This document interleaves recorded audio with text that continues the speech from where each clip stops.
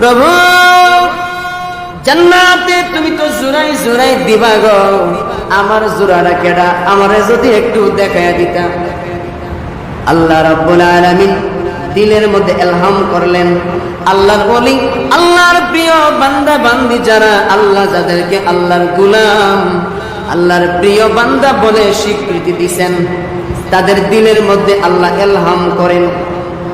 নবীদের কাছে ওহী নাজিল হয়, আর আল্লাহর ওলিদের কাছে আল্লাহ দিলের মধ্যে ইলহাম নাজিল করেন। শেখ আব্দুল ওয়াহাব রাহমাতুল্লাহি আলাইহি 3 দিন 3 রাত কান্দার পরে আল্লাহ তাআলা দিলের মধ্যে ইলহাম নাজিল করে বলেন, তোমার সাথে যারে জান্নাতে দিমু ওই মহিলার নাম মাইমুনা, মাইমুনাতুস সাউদা। সাউদা এলাকার মানুষ, খুব কালা, আফ্রিকার মানুষ, খুব কালো। আল্লাহ ঠিকানা দেন, আমি একটু দেখে আসি কেমন মহিলা, কালা মহিলা, আমার সাথে জান্নাতে দিবেন, একটু দেখে আসি। আল্লাহ ঠিকানা দিয়া দিলেন, ইলহামের মাধ্যমে ঠিকানা জানায়া দিলেন। এবার শেখ আব্দুল ওয়াহাব রাহমাতুল্লাহি আলাইহি রওনা শুরু করে দিলেন।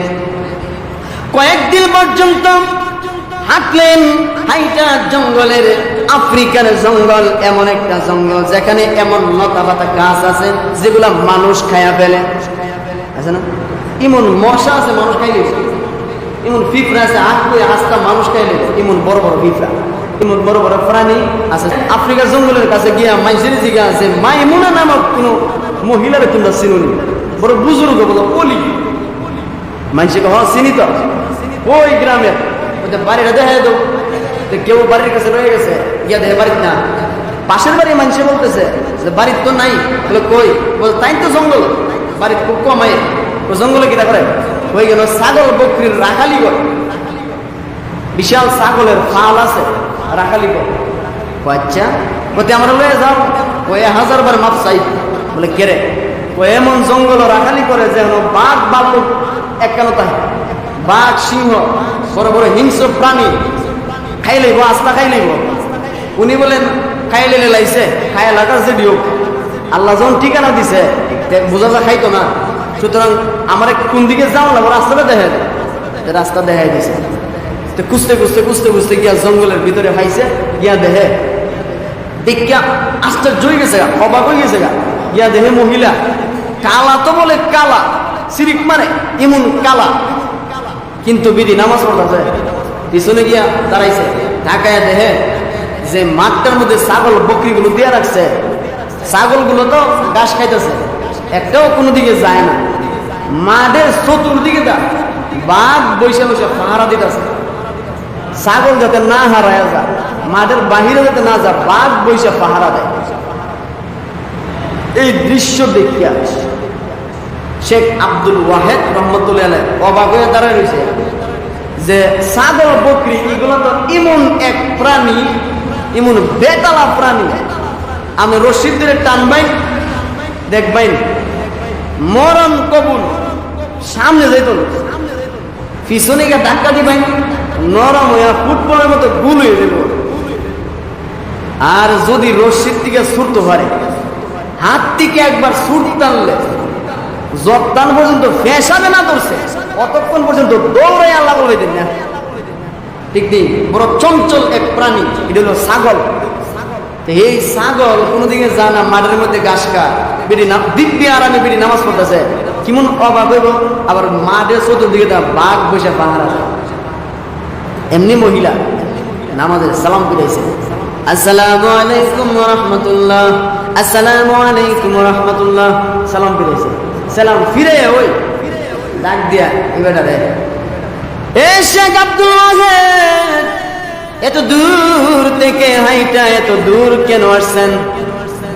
আব্দুল ওয়াহাব ডাক দিয়া বলে, মাইমুনা গো, তুমি দেখি আমার থেকেও বেশি আগ্রহী, তুমি দিয়ে আরো আমার থেকে অগ্রগামী।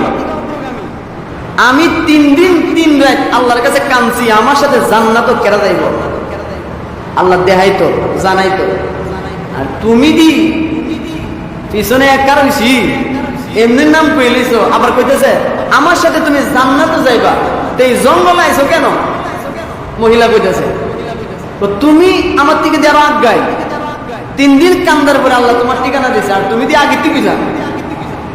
সুবহানাল্লাহ জোরে বলেন না, সুবহানাল্লাহ জোরে বলেন। মহিলা আগে থেকে যান।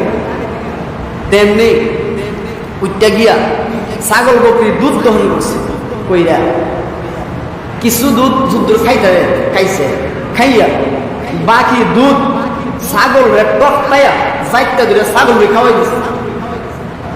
শেখ আব্দুল ওয়াহেদ রাহমাতুল্লাহ আলাইহি ডাক দিয়া বলেন, মাইমুনা গো, আমার ভিতরে বড় প্রশ্ন জাগতেছে, একটার পর একটা প্রশ্ন। কি প্রশ্ন বলো, আমি এখন ফ্রি আছি, জবাব দিব। শেখ আব্দুল ওয়াহেদ বলেন, মাইমুনা গো, প্রথম প্রশ্ন হইল, তুমি নামাজের ভিতরে তাইকা আমার উপস্থিতি বুঝলা কেমনে, আর আমার নাম কেমনে জানলা? মাইমুনা ডাক দিয়ে বলে, আল্লাহর গোলাম তুমি হয়ে যাও, আল্লাহর বান্দা হয়ে যাও। আল্লাহ যখন তোমাকে আল্লাহর গোলাম বলে স্বীকৃতি দিবেন, তখন তোমাকে আল্লাহ সব কিছু জানায়া দিবে। 2 নম্বর প্রশ্ন, ছাগল বকরির দুধ দহন করলাম, নিজে খাইলাম, বাকিরা খাইতে পারো না, যা বাকি রইল আমারে দিয়া দিতা। অনেক দূর থেকে হাইটা আসছি, আমিও তো পিপাসায় তৃষ্ণার্ত অবস্থায় আছি, আমারে দিয়া দিল না কেন? ছাগল বকরিরে আবার দুধ তুমি জোর কইরা খাওয়াইলা কেন? মাইমুনা ডাক দিয়া বলে, শেখ আব্দুল ওয়াহেদ, এই ছাগল বকরিগুলোর মালিক কিন্তু আমি না, আমি এগুলার মালিক নই, এইগুলার মালিক আল্লাহ। আমি হইলাম এইগুলোর রাখালনি, আমি এইগুলার রাখালি করি। আমার মালিক আমাকে বলেছেন, যতটুক তুমি খাইতে পারবা কতটুক তুমি দহন করবা, বেশি দহন করলে বেশি খাইবা। তোমাকে খাওয়ার জন্য অনুমতি প্রদান করলাম, আর কেউরে কিন্তু খাওয়ানোর অনুমতি দেই নাই। আমার মালিক তোমাকে খাওয়ানোর জন্য অনুমতি দেয় নাই, এই জন্য দহন করে ফেলছি বেশি, খাইলাম অল্প, বাকিগুলো মালিকের ছাগল রে খাওয়াইয়া দিছি। শেখ আব্দুল ওয়াহেদ বলেন, ছাগল বকরি তুমি রাখালনি, তুমি রাখালি করো, নামাজ পড়তেছিলা, বাঘগুলো বৈশা বৈশা তোমার ছাগল বকরিগুলো রাখালিও করতেছে, বাঘগুলো ছাগল খায় না কেন? মাইমুনা ডাক দিয়ে বলে, শেখ আব্দুল ওয়াহেদ, আমি আল্লাহর গোলামি করি, আল্লাহর গোলাম তুমিও যদি হয়ে যাও, আল্লাহ যদি তোমারে আল্লাহর বান্দা গোলাম বলে স্বীকৃতি দেয়, আল্লাহর যতগুলো মাখলুক দুনিয়াতে আছে রে, সবগুলো মাখলুক তোমার গোলামি করবে। আমি আমার মালিক আল্লাহর গোলামি করতেছি, সেজদা আল্লাহরে দিতেছি, আর আমার ছাগল বকরি রাখালি আল্লাহ বাদ দেয়া করাইতেছে। বুঝছেন, এরকম অসংখ্য ঘটনা আছে। আল্লাহ যাদেরকে আল্লাহর গোলাম, আল্লাহর বান্দা বলে স্বীকৃতি দিছে, তাদের দুনিয়া এবং আখিরাত কেমন উজ্জ্বল, কেমন সাকসেসফুল লাইফ যে হইছে, আপনারা ওয়াজ করে বোঝানো সম্ভব না।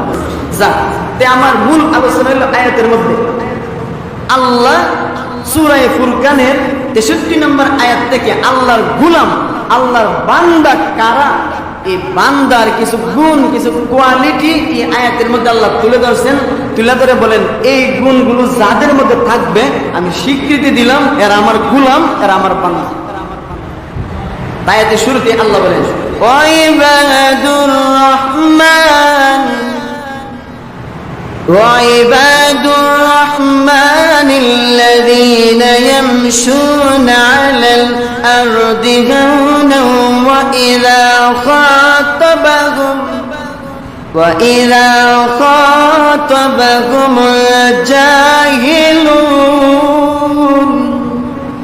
وإذا خاطبهم الجاهلون قالوا سلاما। আল্লাহ বলেন, ওয়াইবাদুর রহমান,